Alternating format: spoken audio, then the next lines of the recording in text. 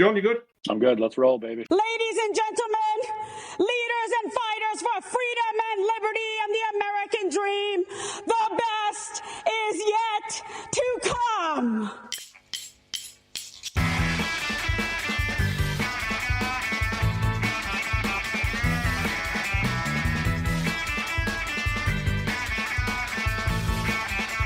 All right, folks, welcome back to Build It, the non-league soccer podcast where we talk to non-league soccer people. Joining me as ever from almost sweet and snowy DeKalb, Illinois, is John Hall. Hi, John.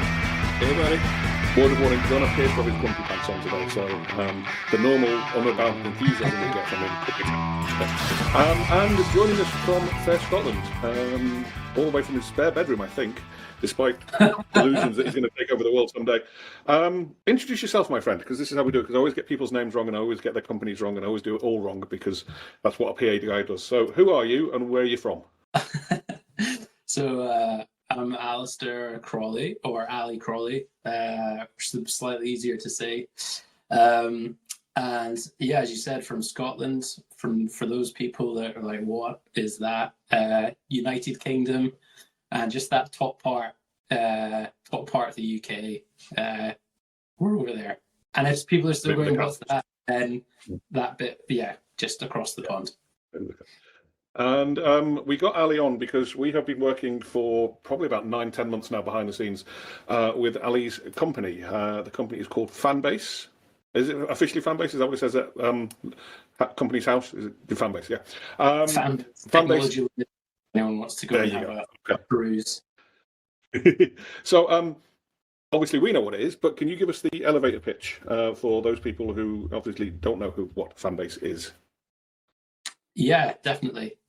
So Fanbase is a software, it's a technology, and it is there to give sports teams of all shapes and sizes that are wanting to take themselves a little bit more seriously, a bit more professional, a tool that enables them to launch all the ticketing that they need to launch, coupled with memberships, coupled with communications and putting all the data into a good state, so that any team can one day flip across and work with us and have the vast majority of tools that they would need to interact and sell to their fan base.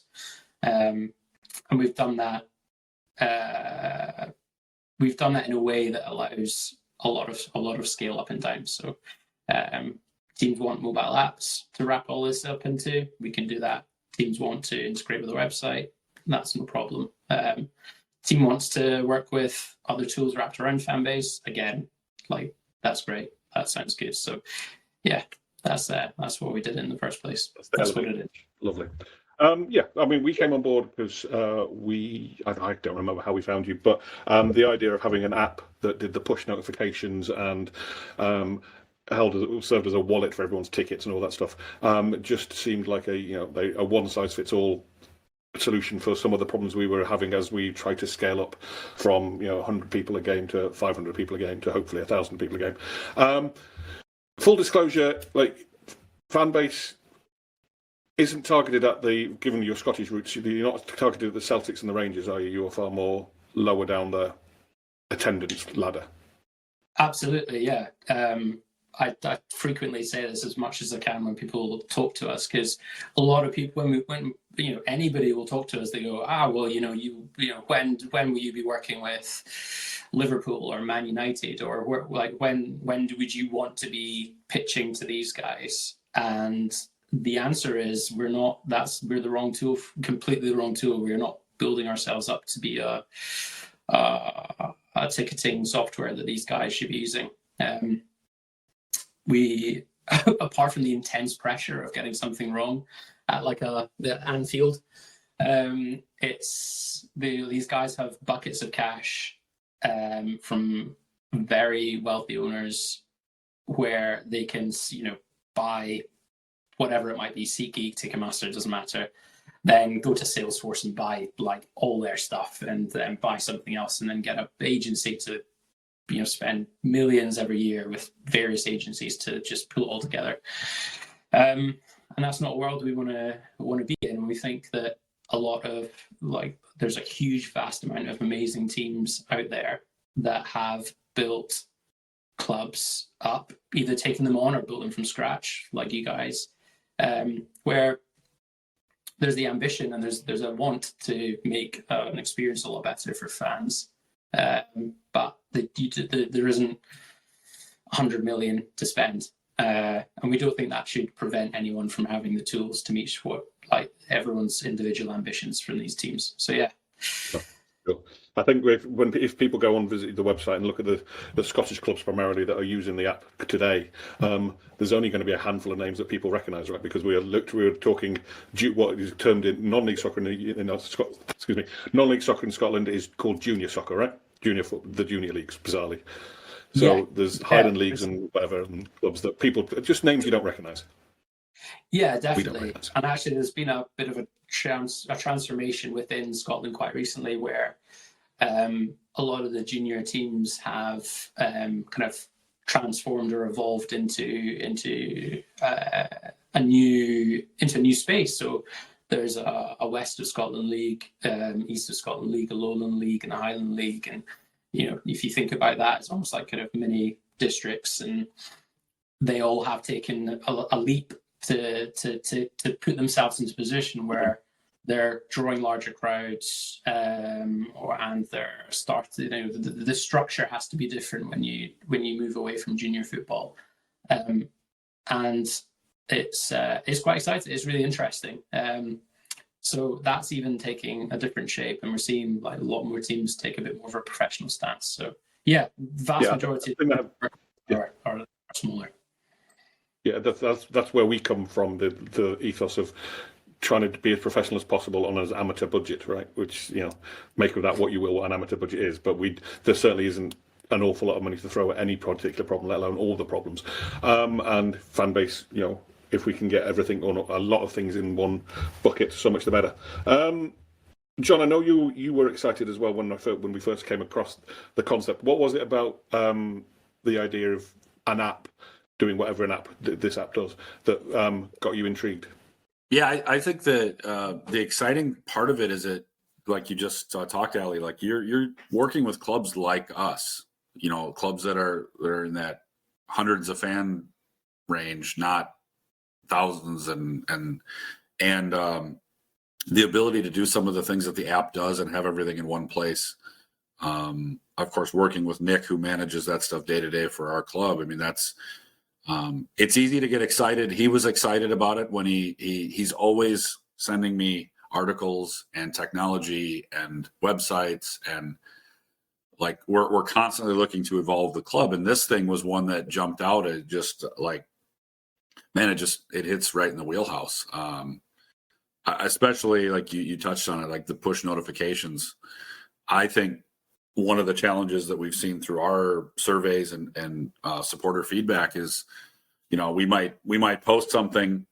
Hey, we got a game on Saturday. We post that on Tuesday, and we can flood them with emails. But we know what we do with emails, and Nick has been continually researching and learning that text notification is such a powerful thing right now that this way we can use push notifications essentially like a text message, kind of, at least sort of, without being so invasive into people's messaging. So I just think that's going to be really cool. A great, easy way for us to be able to push out, hey, remember, we've got a match this, later tonight. Hope to see you there. Here's the link to tickets. I just think it's going to allow a lot better communication outward to the fans. And then I think Nick's obviously, he spent a lot more time in the back end of the platform. I just think there's a lot more customization that we can do in this way. And I think I'm a middle-aged guy, but I think having an app is much better than clicking a link on your phone that takes you to the main website, looking at a browser and all that. I just think it's going to allow us to be right there, not so much in their face, but just everything you need's in the app. Just download the app and stay up to date with what we got going on. I think it's a really cool project to be a part of. And I'm also a big fan that, number one, you responded. Your team has been prompt. You you ask us as many questions as we ask you, it feels like. But I mean, there's a two-way relationship here where it's not, like you said, it's not DeKalb County United calling Ticketmaster, who could care less about us. We are what you are looking for, and I think your platform is what we were looking for, and it's been good working through it. I wish we could have got through it a little quicker. I think we all did, but it was great. There's been this longer runway to kind of get it going and be ready for our next season, and so I highly recommend anybody listening, get a hold of Ali. He'll answer an email, and he'll schedule a call right away. Good customer service. Jump on a podcast in the middle of the night for sure. Let's go back to the route then, Ali. How did you get to where you thought, do you know what I need to do is thousands of sleepless nights alongside a young family and just doing thankless tasks? What was the problem you were trying to fix? Yeah. So the problem, I felt the problem firsthand, which is how these things tend to, I listen to loads of podcasts. It seems to be the way that a lot of these things, they start. But I ran into this problem at a sports team here. And we had a situation where quite a significant sponsor pulled out, which meant that the following season, we would be in jeopardy of not being able to run buses to be able to get to play the games. It was that serious. And that immediately, I just went to, my background was working on technology and change and data projects at banks and other FTSE 100 companies in great teams with great people. So I was trying to just hoover up as much knowledge as I could from these guys. And we saw this in sport, and we saw this at this team. And I looked at the data that we had, and it was like, 20 names, 5 postal addresses, 1 phone number, it just tailed off. That was frightening. So we didn't have a great base to start calling rounds and seeing how we can get the cash in. And we also looked at, how are people able to buy stuff from us? And again, that was quite frightening. You couldn't. And if you came to the stadium, a small stadium, the ground, and wanted to spend money, you had to bring cash. There wasn't even a card machine behind the bar. So we were restricting everybody to the like 10 or 20 pounds or $30, etc. Like that was it, and you wouldn't get anything more of it. So that was where, oh my God, what are we doing? Like, we need to get some tools together. And it was at that moment I pulled together. I was like, right, we'll get a ticketing tool over here, and we'll get a Patreon over here. We'll get Eventbrite, Patreon, and got MailChimp and a couple of other bits to just try and pool together all the bits that we needed to run this sports club. And I got stuck into Eventbrite, and I was just, season tickets, or the concept of memberships and the fees, and just everything was just like, this is just, I'm trying to twist and bend, and it wasn't working for what I needed. Patreon was good, but just again, the same. It was just like, right, this kind of all geared towards content, and that doesn't connect to the ticketing, and we have to do all these things all at the same time. So that was the genesis of the idea of the fan base. And then we didn't rush at it. We took about 6-7 months to call around different teams. So we're like, right, it's a problem for us, but is this a wider problem? And we just cold called like a whole bunch of teams, all the way through like different sports and up to Liverpool and Everton in terms of scale, Everton Football Club. And it was the same but different problem, which was at the lower end, we don't have the tools, we don't really do digital, we don't really know our fans. Yeah, we don't really communicate very well. Like, we use Twitter and Facebook, but that's about it. And yeah, we're struggling a bit, and yeah, we don't really do much payments. That was the story at the lower end. Middle layer, yeah, we've got a couple of tools. Yeah, it's a nightmare to manage. The data's all over the place. And then at the top end, it was, yeah, we've kind of got all the tools, and no, we don't really know who our fans are, and yeah, we're pretty bad at communicating to them, providing a good service. And so we're like, okay, let's get started, put a bit of cash in, and then see where it takes us. And that's how it all started. It's like a runaway train, right? It's not what you thought. You just thought a nice, easy, score some beer tokens and carry on with your life. And look at you now, going and speaking at conferences and all sorts of things. There's clearly a scale of problem, right? That the likes of Wraith Rovers or DeKalb probably lower than Wraith Rovers, but I was just trying to put. Give me a random Scottish club that's on your books, just so I can use them for the next hour.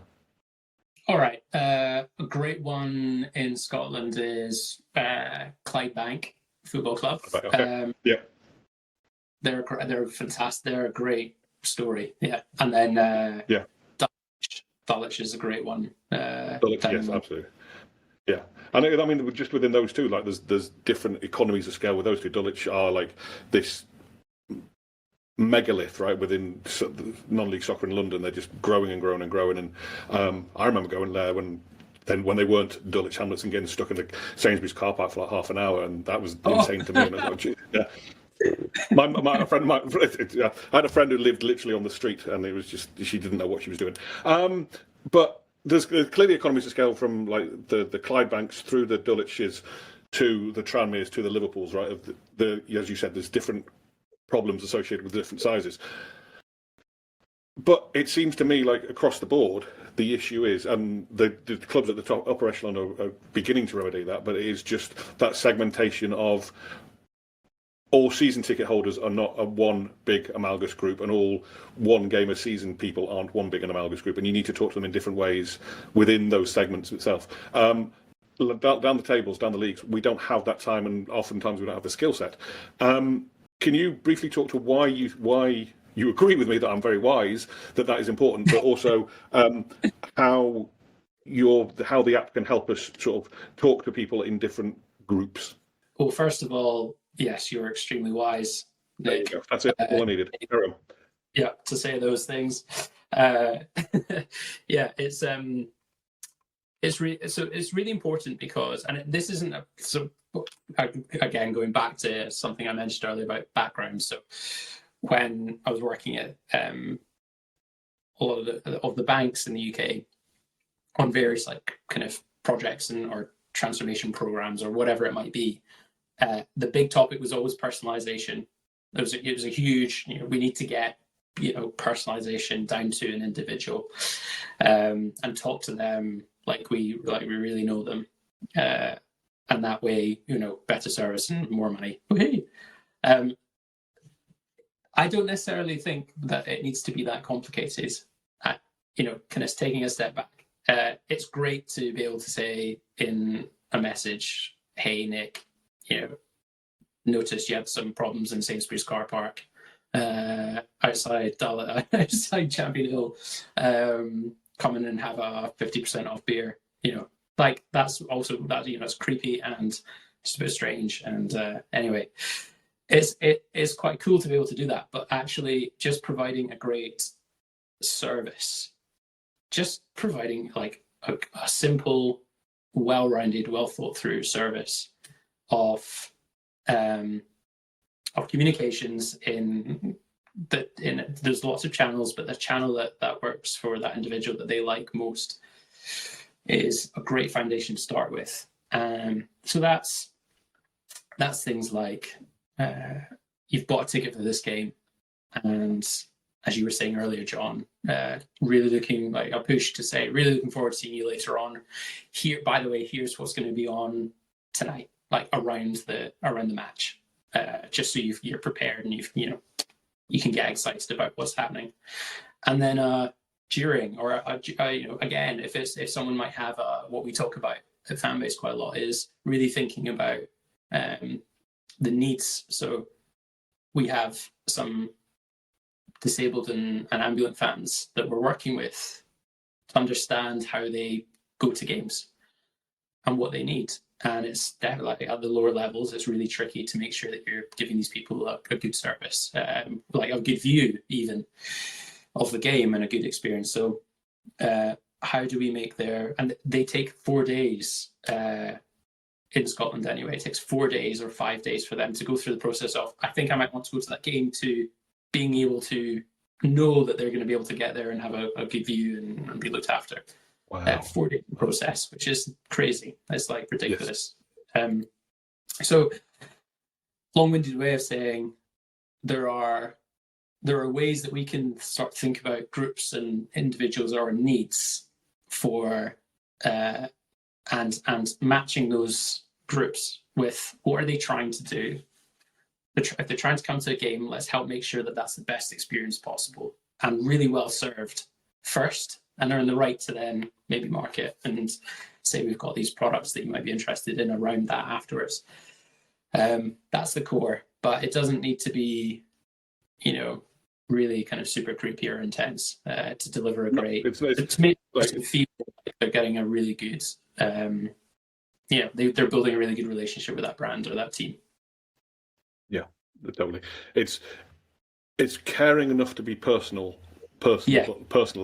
without, as you say, going over the limit to being creepy and stalkery and I know what you had for dinner. It's like, there's a reason supermarkets and chain stores have the loyalty cards, right? Because they want that sort of micro knowledge of what it is that you're buying. But there's also a reason why a lot of us don't like that. So it's as a brand, as a manager, it's a thin line to walk. John, anything? No, keep rolling. I know some of the stuff you're going to get to. Just keep rolling. That's cool, because I don't. All right. I really don't. I should do research. You mentioned just on the disabled ticket access, like the 4 to 5 day lead time. It's not related, but it kind of is. I just saw a thing when I was doing my extensive research that literally just put on LinkedIn, or the company's put on LinkedIn today, or like within the last 24 hours, about the speed of ticket sale. I don't. I just want you to get. I want to give you a platform to brag. Yeah. Yeah, we literally found that out today, which is pretty cool. So, our fan got in touch with us. So this was my quiet day in the office.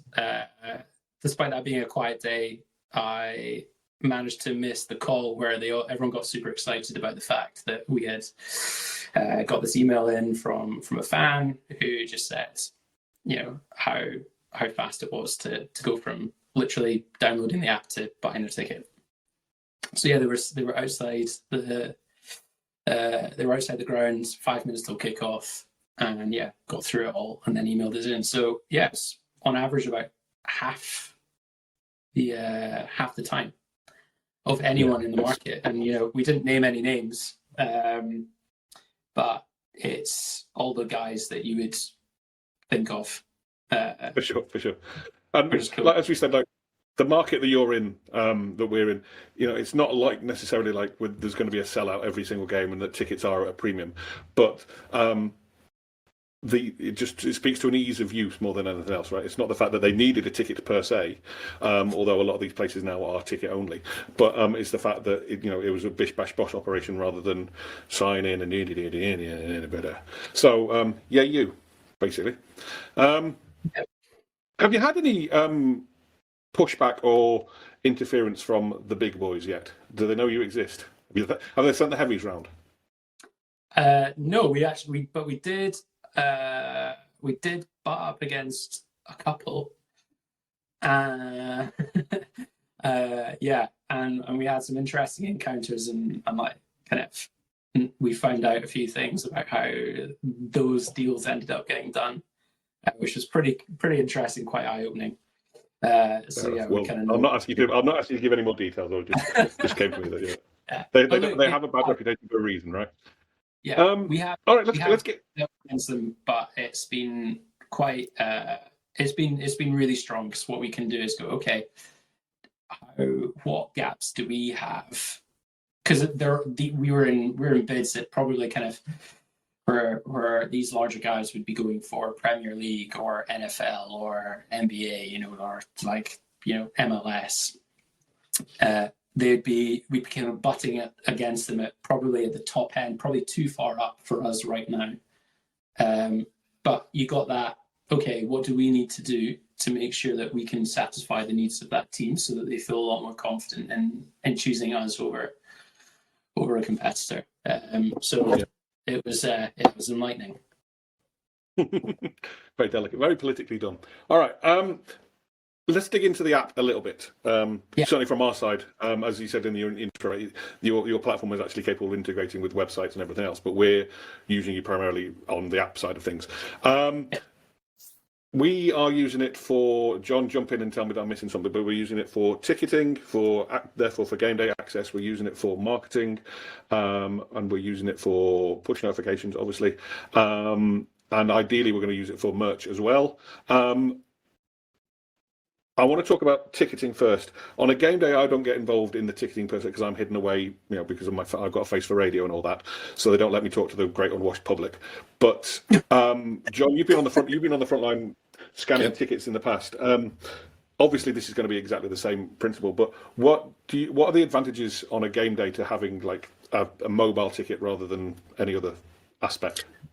Well, you want me to answer that, or you want? I'll tell you why I like it.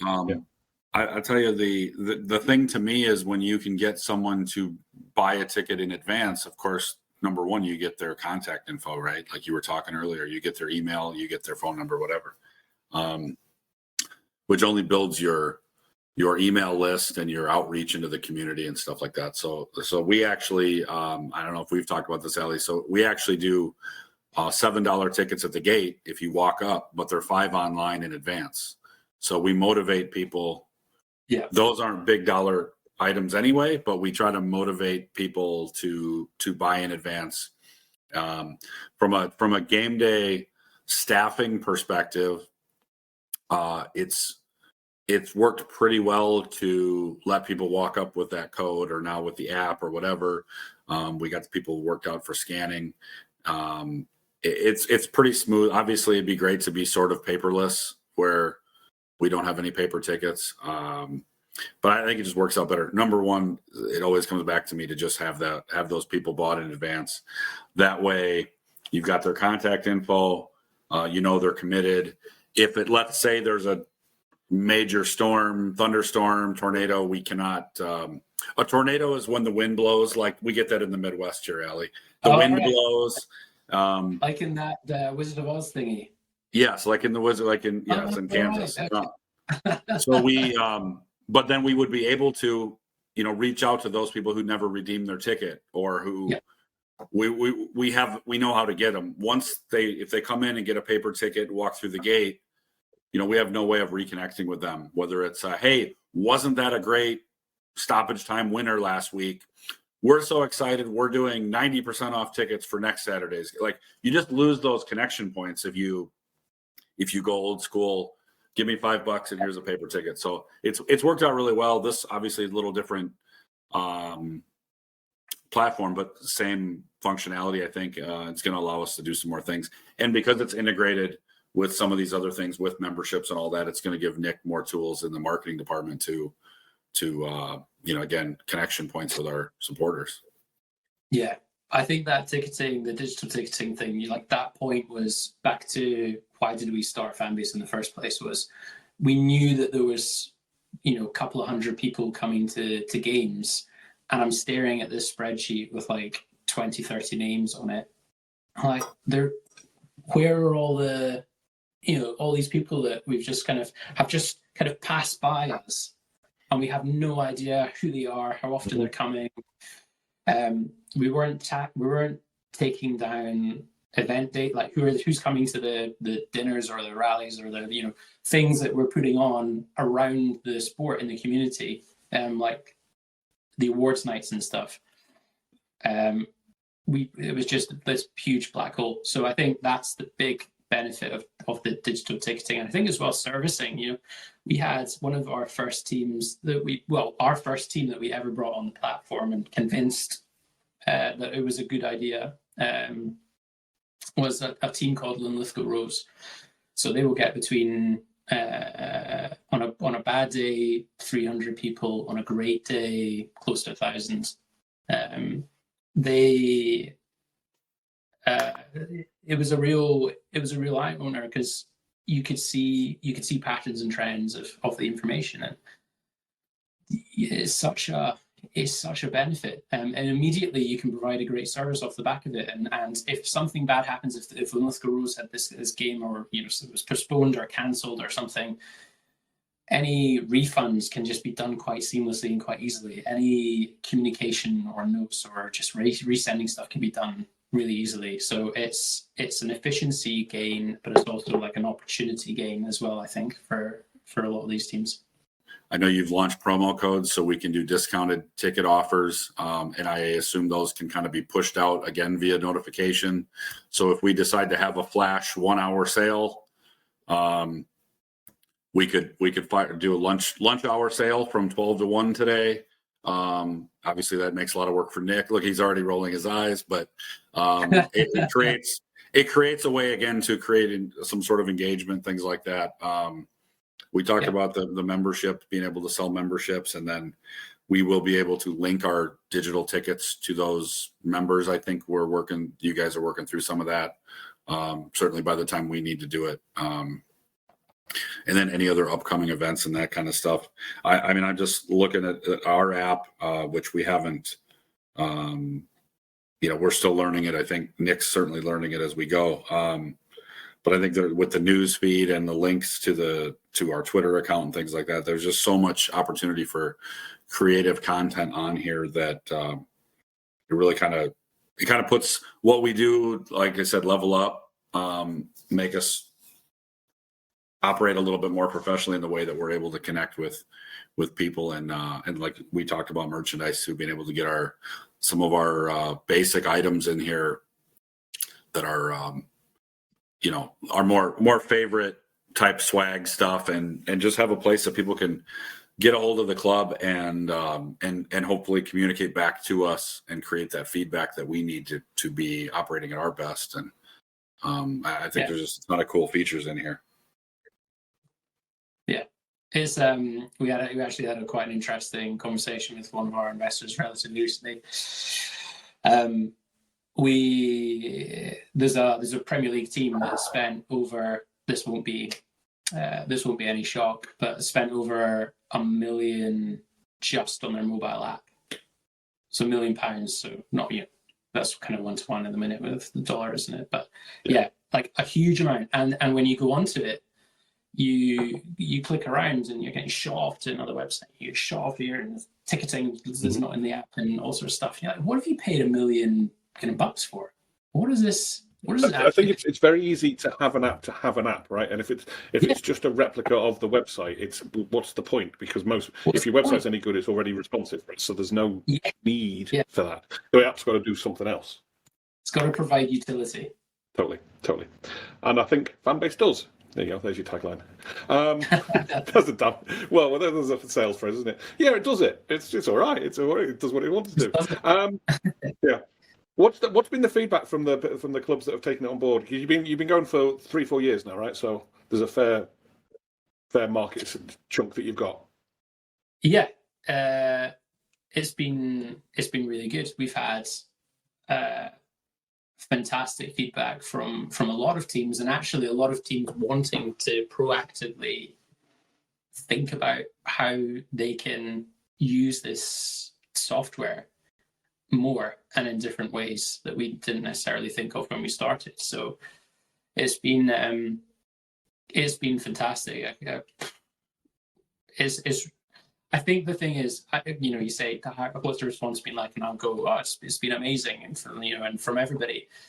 I think the coolest thing that we've had is we've had teams and people, individuals that have clearly thought, let's give these guys time of day, and also let's really think about how we can work with these guys to build a product that we really wanted, that we really need.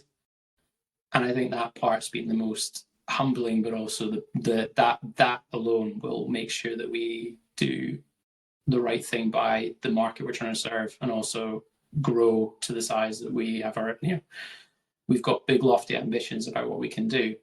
So yeah, that's been great. And actually, the one thing I was really worried about was fans' reactions. So digital ticketing isn't for everybody, and mobile phone and technology, again, can be quite challenging for older generations or people that are just not fond of it for whatever personal reason, which is absolutely fine. But we've had very few of that, and Twitter. I came off all social media platforms apart from LinkedIn in the last couple of years because it's just watching people on holiday on Instagram and high-fiving after raising X amount of money. I was just like, fuck, this is just like killing me. I can't hang to this. So I came off everything, and so I was worried about the company's Twitter account. And we've had, if you scroll back long enough, you'll see when we just started during COVID, and we were trying to help clubs enabling them somehow to live stream their games and take payment for it. And we had, at that moment, we had a shocker. So we had one team that were like, yeah, we're going to film the game on our mobile phone and stream that and get people to pay for it. And we were like, please don't do that. Like, if you're going to stream a game, please just use anything more than a mobile phone. Or at least make sure you've got a good connection. Anyway, the stream didn't work. And we were in a rented accommodation. Long story short, we had to move out of our flat because there was a huge storm. So I'm sat in this flat, and Twitter is lighting up with what the F, this is BS. I can't get into the stream, and everyone thought it was us that did it. So it was all kicking off, and I was getting calls on my mobile phone, my personal phone, being like, what the hell's happening? Because my number was on the receipt. Any problems, contacts Fanbase at 07 blah blah blah, which I thought was a great idea at the time. Anyway, so that all kicked off, which was horrifying, and absolutely draining. But since then, it's been unbelievable from the fan side as well. The feedback has been it's slick, it's fast, it does what we need it to do. Love it. There's loads of teams on there that we, ground hoppers or people that want to go around different sports, absolutely love it. And we'll get in touch and suggest features and feedback and all sorts. So, yeah, it's been. If the fans buy in, that's huge, right? Because for all the segmentation, all the data analysis and the personalization that we want in the back end as the club, as the organization, if the fans don't use it, if the fans don't buy into it, it's utterly pointless. So yeah, it's got to work for them, and it's all too often it gets overlooked. Who's running your Twitter feed these days? Not yours, but the Fanbase one. The Fanbase one, yeah. It's the guy in the team. Okay, because apparently we had Argentina in the World Cup sweepstake, so we're owed something. I don't know what it is we're owed, whether it's kudos, but yay us. So you guys, oh my god, yeah. And whoever's running it kept on saying, well, "We'll tell you tomorrow," and they haven't. So yeah. Now I'm going to shame them. I'm going to shame them on an internationally recognised podcast. I think the prize is a visit from me, and you get a big hug. And lovely.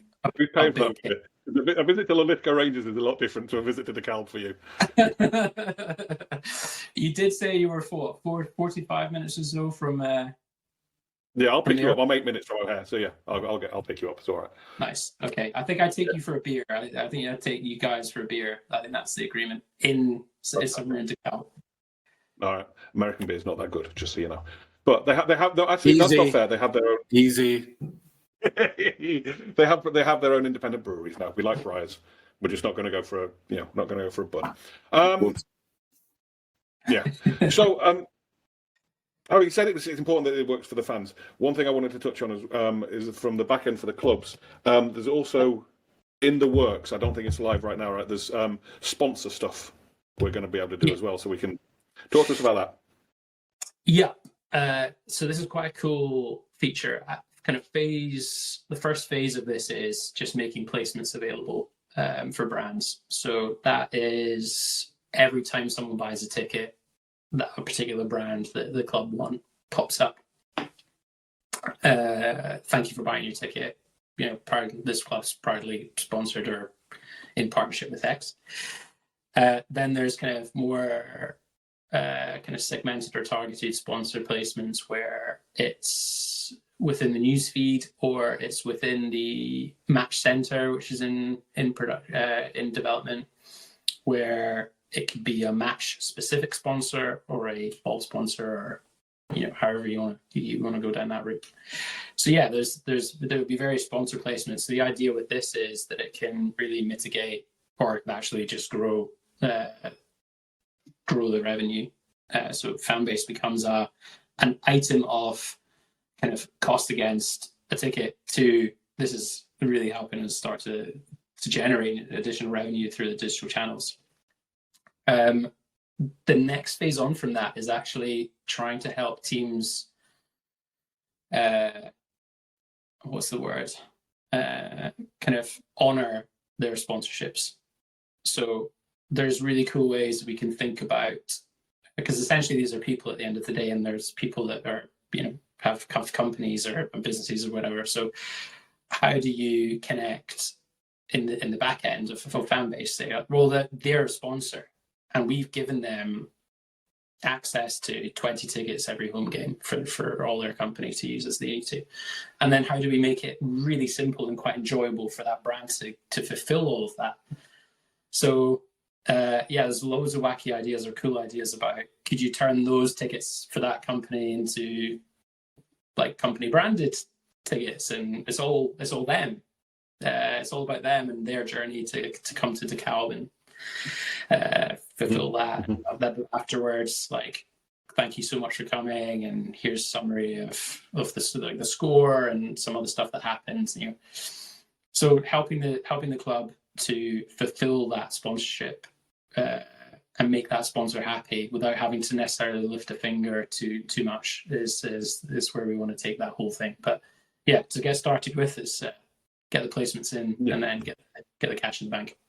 I am super. When we've spoken in the past about not what you've got now, but what you've got tomorrow, I've always been excited about watching what the next iteration of Fanbase is going to look like for you guys, because the potential is huge, right? Again, what we as smaller clubs want isn't what a Rangers or a Chicago Fire or a Man United want at all, and.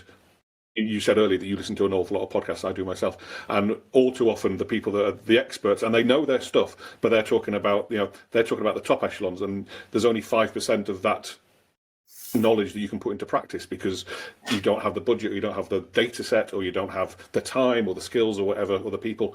And then for guys like you to come along and say, actually, we give a crap about the people down the bottom end, and we're trying to build something for you guys.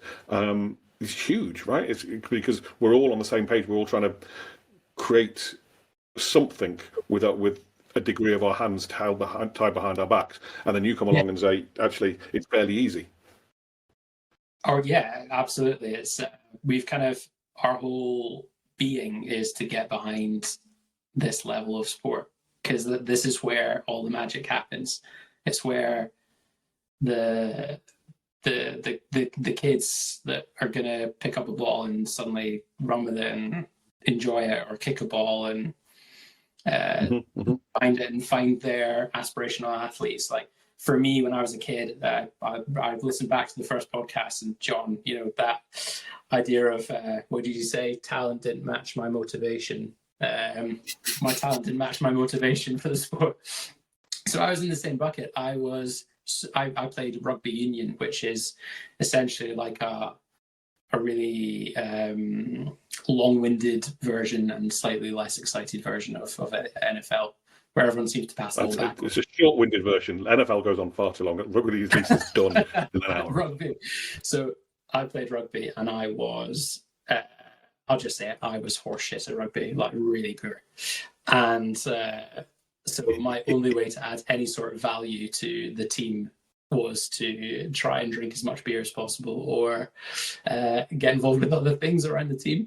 So that's how we that's how we kind of like popped up and started thinking about this in the first place. But it's I remember when I was a kid watching the first team play, and they were giants. These were huge men running out onto the pitch, and they were all heroes. They were, and you know, I look at it now. I'm older than most of the people in that first team. Yeah. And you're like, you know, it's not, you know, what was I thinking? But you were, that's where, but this is where that love for sport starts. And if you create that amazing experience, if we can help play one small part in making that a really cool experience where you really feel like, you know, you're going to the game and it's all branded up and everything looks really professional. It's the same experience on your mobile phone that you would be getting at the pro team down the road, which we are so close to delivering for all these people and all these teams. Yeah, that's freaking cool. The hero worship, if we're going down that road, that's exactly the same no matter the level, right? It doesn't matter whether you're cheering on Gordon Jury or Gordon Banks or just the local butcher who turns out on a Saturday afternoon.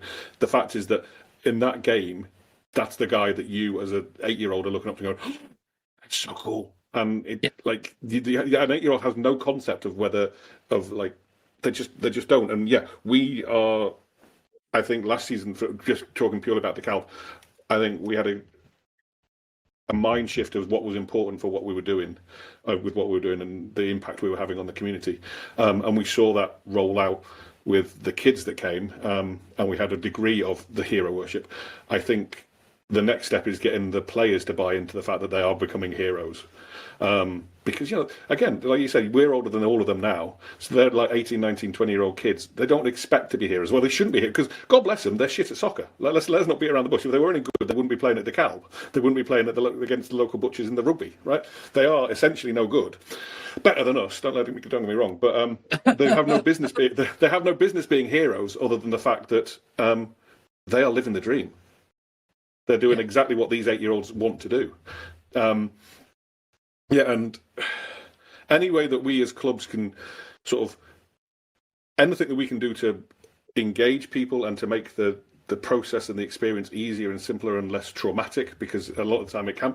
We forget that like going to a soccer game, going to a rugby game for the first time is a lot different from going to your 50th. And if you're launching something new in the States, or if you're launching basketball in England or American football, so many of your fans are coming in for the first time, and yet we just assume, oh, it's you know where to sit, you know where the toilets are, you know how much tickets cost, you know where the concessions are, you know where the parking is. They don't. And an app like this, where it's all in one place and they can feel connected rather than just this. Websites are great, but they're brochures, right? So giving something that's in your hand that you just like that. There's a response there, then there's a responsibility that is not a game changer. That's not fair, but it moves the game. So it does, yeah, absolutely. And I think that's the thing, and it's said so often. But if you take away that like this is a really important part of the entire infrastructure of sport. The top teams get their players from people that have put clubs together, and it doesn't have to be a star every year, but every so often there is someone that will end up in one of these teams, and that's amazing. That's how cool is that? You just need one Jamie Vardy or whatever, right? To that's the story that people talk about for years and years and years, and the Jamie Vardy story obviously transcended the oceans and everything else. So we only need one. We had a player in our league. One of our rivals who was playing down in the south of Chicago and turned pro with the nascent Chicago professional team here. So those stories they're not why we do it, because we've got to be as much about the fans as the players. But the fact that there are players that you can shake your hands and then in a week's time they're signing a professional contract. That's just different gravy. John, I'm rambling around the block. What you got? I want to know, Ali, how excited are you to be helping clubs across the pond now? Yeah, very, very. It was something that we definitely had our eyes on and wanted to do, but we weren't going to aggressively push into that. We needed to be, again, talking earlier about kind of trying to make sure we remain fairly humble about what we're trying to do here. To be jumping across and trying to take on everything would just be chaotic, and quite a high likelihood of putting a lot of cash into it and failing badly. So we need to find the right team and people that really like value alignment and all that good stuff. Like it all kind of ties in together. So yeah, to get, I think it was an email from Nick a while ago. To get that was just the best feeling ever. Like when you're a startup like us and you get great stuff through and you get really like scary stuff through and you get really crap stuff through, like why, like, you know, that was an amazing moment when someone has found you. No one's ever been excited by an email. I don't even think my prospective wife at the time was excited to get my first initial email. So, God bless you. I think it's really exciting to be able to roll this out and be part of you guys doing your great American takeover of all things lower league soccer here. I get really humbled to be. I've talked about this before. We were the first American club to partner with Her Game Too, and that movement, that's happening. Nice. And it's cool to be the first American club, working with you guys as well. And for a little organization made of a bunch of probably very foolishly crazy, passionate volunteers like Nick and I and our staff. It's just kind of neat to be a part of it all. So we appreciate you taking that leap across the pond with us as much as we look forward to, working through our upcoming season with you guys. Yeah, it's going to be, and I think like we'll hopefully document a little bit of this as we go. But I think it's really important. Like some of this is going to go very well, because we back our, software wise, there's some really good bits to this. And some of this is going to go, there'll be challenges like time zone thing, like making sure that we can be there when you need us on game days, when it's like first game day, like the pressure's there for everything to work and for everyone to get kind of checked in, scanned in nice and easily. But yeah, like this is fantastic. It's really cool. And it was, I think it really boils down to having clubs like a lot of the ones that we have on the platform now, and there's too many to call out, but the Clyde Banks, who have really gone through some really tricky times and pulled through and really are a community-driven club and are now doing really well. To be able to work with Dulwich, whose story is just fascinating, and you'll need to get Liam Hickey on, who's one of the guys who was there and was helping that club through going from 187 fans to now 2,500-3,000 fans a game, with like a really strong connection to the community. To be working with them was just immense.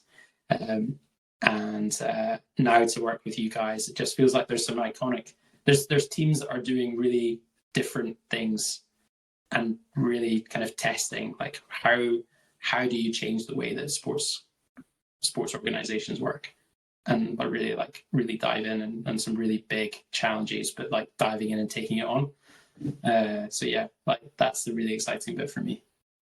It is kind of mental for me as like the third wheel here, but like you two guys are just like, you had an idea at your kitchen table and you said, screw it, no one else is doing it, so I'm doing it. And then like 5 years down the line, you guys are having a conversation about stuff that Yeah. you didn't even stuff you didn't know about like 5 years ago, and where both parties will be in 5 years' time is quite like, it's exciting and it's terrifying at the same time, and I'm glad to be a part of it. But without blowing smoke up both of your butts for too long, the world needs more people that are putting good in the world, and you guys are doing things the right way for the right reasons, and God bless you for it. John, anything to close off with? No, really looking forward to it, Ali. Appreciate everything you guys have done and everything. I know there's a lot of really cool stuff coming that we'll take advantage of, and we are going to be super vocal in the things that we wish worked differently or better or whatever. I mean, that's the only way the platform's ever going to be moving forward is by getting the feedback you talked about from the clubs and the end users and the supporters. Yep. And I think it's going to be a great 23. And I really appreciate your leap of faith with us and our club. And it's going to be awesome. So thank you. Yeah, likewise. Really. Ali, where can people find you and or Fanbase? And I want to reiterate here, there's about 47 different fan bases on the app stores. So how do they know it's you?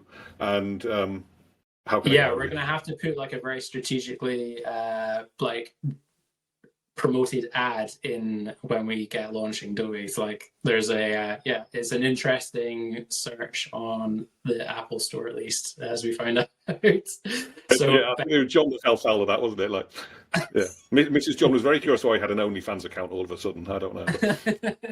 Yeah, exactly. So the best place to find us is at the website, so fanbaseclub.com. Everyone asks why it's a Fanbase Club. The really sad answer is fanbase.com was taken by some horrible individual. Who knows who it is, but they managed to take that one. So fanbaseclub.com, and our Twitter is fanbase_club. So those two are probably the primary places to get us. And of course, they can reach out through us, and we will put you in contact with them. If you weren't already clear, without having launched it this year, I'm already saying that people should get on board with you. If they like the sound of what you're talking about, we will happily talk about it more. I know John's going to put it forward to some fellow Midwest Prem clubs, but we have people listening all over the country who should be interested if they know what's good for them. Hopefully it's going to be an invaluable resource for us. I'm super looking forward to what's coming in 2023 and beyond for, as I said, for everybody. But in the meantime, Ali, thank you so much. Keep up the good work, and God bless you.